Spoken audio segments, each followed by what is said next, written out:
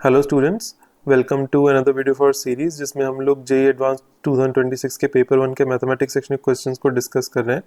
और जैसा कि आप लोग देख पा रहे हैं, question from the chapter inverse trigonometry है और थोड़ा सा बड़ा एक्सप्रेशन लग रहा है, तो आई नो कुछ लोग को डिफिकल्ट लग रहा होगा। एंड आई नो ऑलरेडी लोग ट्रिगोनोमेट्री को डिफिकल्ट मानते हैं, तो आईटीएफ तो लोगों को और ज़्यादा डिफिकल्ट लगता है। तो देखने में गेस कॉम्प्लिकेट लग रहा होगा शायद कुछ बच्चों को, बट यू विल सी जब इसका सोल्यूशन हम लोग करेंगे तो this is probably again one of the easiest questions of the exam because एक तो easy था, also time कम लगता है इस टाइप के क्वेश्चन को करने में। एंड एक बार आप देखोगे ना तो आपको लगेगा कि हाँ मैं बात तो सही बोल रहा हूँ, बट दैट ऑल्सो मीन्स कि आपको प्रैक्टिस ज़्यादा करनी पड़ेगी बिकॉज इस टाइप के क्वेश्चन आपका टाइम सेव करने के लिए दिए जाते हैं। तो अगर आपने प्रैक्टिस अच्छी कर रखी है तो आप बहुत आराम से कर लेंगे एंड टाइम बचा के आगे हार्ड क्वेश्चन में भी दे पाएंगे। ठीक है, तो इसका अप्रोच बहुत सिंपल है। मैं टर्म बाय टर्म करूँगा, पहले पहली term, then second, then third, इस तरह से आगे बढ़ता जाऊंगा। ठीक है, तो cot inverse cot minus level में फोकस करते हैं पहले। उसके लिए मैंने क्या सोचा, उसके लिए मैंने सोचा कॉट इनवर्स कॉट एक्स का ग्राफ बना के देखता हूँ। ठीक है, और उसका ग्राफ मैं कहाँ पर बनाऊंगा, -4 पाई से लेकर 0 तक बनाऊंगा। ठीक है, एंड आई नो कि इसका जो ग्राफ होता है ना, वो होता है कॉट इनवर्स कॉट एक्स का graph is nothing but parallel branches होती हैं of the form y equal to x minus n pi whenever x belongs to n pi से लेकर n+1 पाई। ठीक है, तो ये मैं ग्राफ बना देता हूँ इन चारों ब्रांचेस के लिए। अब मुझे नेक्स्ट चीज़ क्या फिगर आउट करनी है, जो पॉइंट है -11 वो कौन सी ब्रांच में फॉल करता है, बिकॉज ये ग्राफ किसके लिए वैलिड है, x belongs to n pi से लेकर n+1 पाई। तो मुझे फिगर आउट करना पड़ेगा -11 कहाँ बिलोंग करता है। उसके लिए मैंने देखा कि -4 पाई इज रफली -12.57 एंड -3 पाई इज रफली -9.42। तो इसका मतलब -11 जो है वो इन दोनों के बीच में बिलोंग करता है।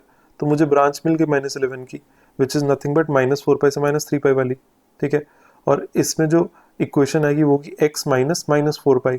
ठीक है, तो x की वैल्यू डाल देता है -11, तो -11 minus -4 pi which is nothing but 4 पाई -11।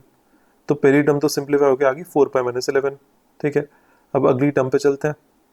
अगली टर्म क्या थी, अगली टर्म थी I think 10 times sign of 2 cos inverse 1/√2। Cos inverse 1/√2 पाई/4 होता है, और 2 टाइम्स पाई/4 पाई/2 हो गया। 10 टाइम्स साइन पाई/2 इज 10। अब टर्म 3 पे चलते हैं, 10 times sign of 2 tan inverse 2। ठीक है, तो अगेन इसमें क्या करेंगे, थीटा को बोलते हैं tan इनवर्स 2, तो tan थीटा 2 आ जाएगा। और साइन 2 थीटा की वैल्यू निकाल लेते हैं, क्योंकि मुझे साइन ऑफ 2 थीटा ही तो निकालना है। थीटा अगर tan इनवर्स 2 है तो साइन 2 थीटा कितना होता है, 2 tan theta 1 plus tan square theta. तो उससे साइन 2 थीटा की वैल्यू होगी 4/5। ठीक है, वैल्यू डाल देते हैं, 10 times 4/5 which is nothing but 8। तो तीनों टर्म्स की वैल्यू आ गई मेरे पास। ठीक है, 4 पाई -11 प्लस 10 प्लस 8। तो आई थिंक आंसर बहुत इजीली आ जाएगा, 4 पाई + 7 आ जाएगा आंसर। ठीक है, तो दैट्स द करेक्ट आंसर।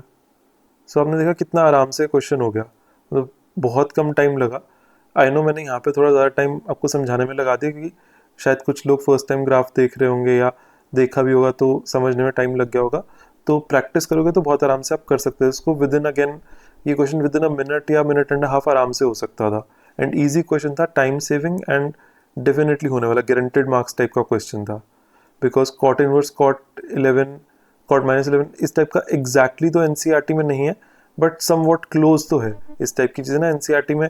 जिसने थोड़ा सा भी एनसीईआरटी के आगे किया होगा, आर डी शर्मा भी करी होगी, वो भी बच्चे कर पाएंगे सवाल। और प्रीवियस ईयर क्वेश्चन होंगे तो तब तो आप डेफिनेटली कर पाओगे।